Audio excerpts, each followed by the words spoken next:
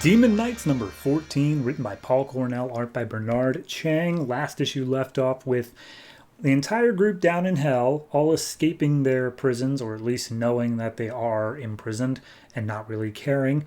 And Jason Blood up on the surface, trying to commit suicide, but being stopped by Mordru, I think, and the Questing Queen. That sounds right.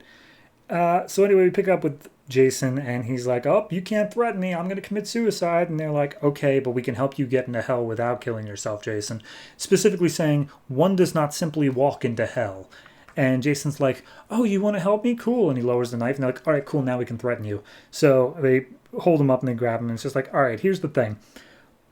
Questing Queen's looking for the Holy Grail. We did some perusing, some magic whatnots, and we divined that Etrigan is the most likely to come across the Holy Grail. So we need to get him. And if you change places with him, then we can easily get him. It works out for everybody. And it's like, all right, cool. So you want to do it that way? And he's like, maybe. So then we cut down into hell. Etrigan was talking to Xanadu, and Xanadu's like, I don't have any magic left. You took it from me. I can't help you. And so Etrigan's like, all right, I made up my mind. I'm going to give you your magic back. And he takes this potion, shoves it down her throat, and says, like, now, you still belong to me. I made that happen, so don't be double-crossing me with this magic. Do whatever you think is going to work. And then we go to Shining Knight and Horsewoman, who have just been riding a horse through hell until they get to Vandal Savage, who's being tortured by his kid. And he's like, hi, these are my children. Please kill them. And at that point, I'm pretty sure they, go to attack, but they all just disappear into dust. And they're like, oh, we'll wait in your future, Vandal. So then Algebir shows up with Exoristos, and Algebir's refusing to drink any water because he thinks that it's all a trap. So he's a little bit out of it, but everyone else is still ready to fight. And Etrigan shows up, and he's like, hey, I thought I was torturing you guys. What are you doing out? Back to your torments. And there's like, oh, now we're going to attack Etrigan. So Shining Knight makes the first move, but we cut before the battle ends, and we see Xanadu, who is just walking into the place where Merlin's body is being held. And there's like one demon guarding it, and she just uses a magic spell, turns him into dust. And just like, all right, Merlin, we got to figure out what's going on here with your body. And she goes to the orb that was given to them that has the spell of communication. Just like, I think that maybe we can use the magical link of you to Avalon and the magical link of this orb to us, and maybe we can combine it to get to Avalon. Let's give it a shot. So Shining Knight's attacking Etrigan, and Etrigan's like, oh, you can't beat me without magic. You're just a normal person. And he keeps on saying how great he is, but Shining Knight pretty much gets the upper hand on him in a lot of ways. But then simultaneously, upstairs in the real world, they're like, all right, Jason, we're sending you to hell, and we're taking Etrigan back with us. Okay, cool. And they send in Jason with the magic spell, and then they place a tracer on him so that they're able to follow wherever Jason goes in hell. And then they also get Etrigan back out. And it's just like, all right, cool.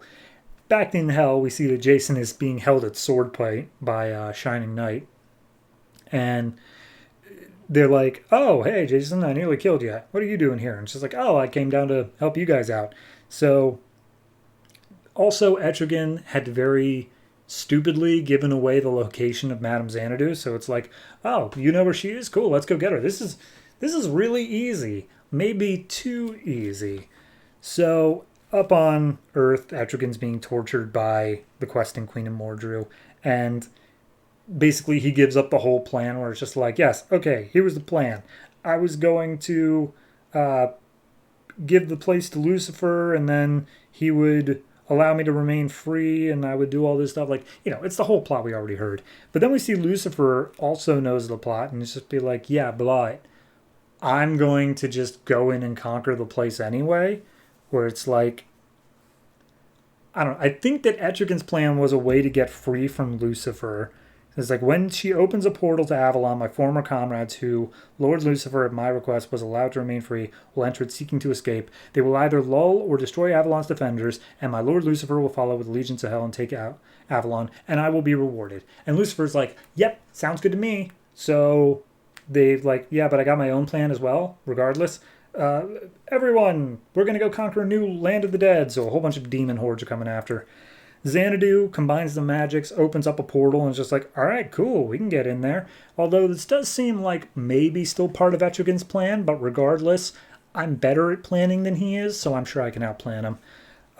Lucifer then like is looking through all the demon knights, being like, all right, well, whatever to most of them, but Exaristos, I gave her the black diamond, because remember, this is a tie-in to the black diamond probability.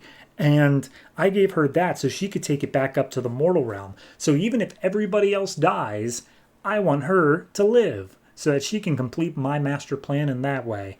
And Exaristos, as they're walking through hell trying to get to where Xanadu is, stops and talks to Shining Knight, and it's just like, hey, maybe we could get away from all this, Shining Knight, just you and me in a nice little cozy cottage out in the way of the city. And Shining Knight's like, okay, Exaristos, that sounds good.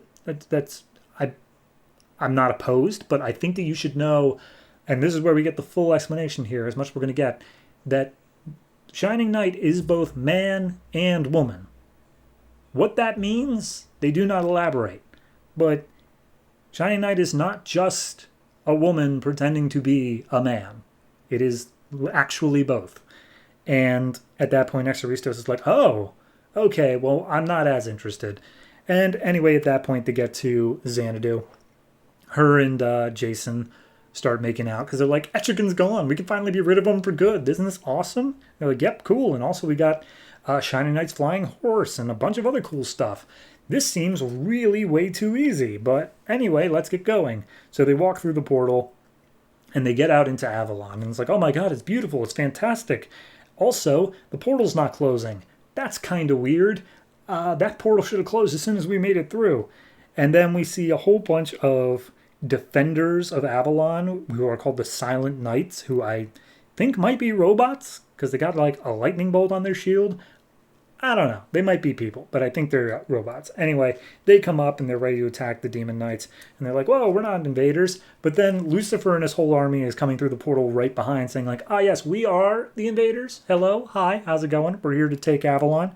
And then simultaneously a portal on the other side of the field opens up and the questing queen comes through with her whole horde army. And just like, actually, we're the invaders and we're here to take Avalon.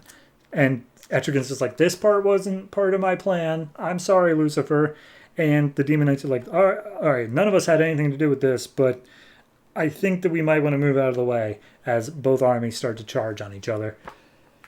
Okay, so we got three-way battle between the Knights of Avalon, the Legions of Hell, and the Horde, and then the Demon Knights are caught in the middle.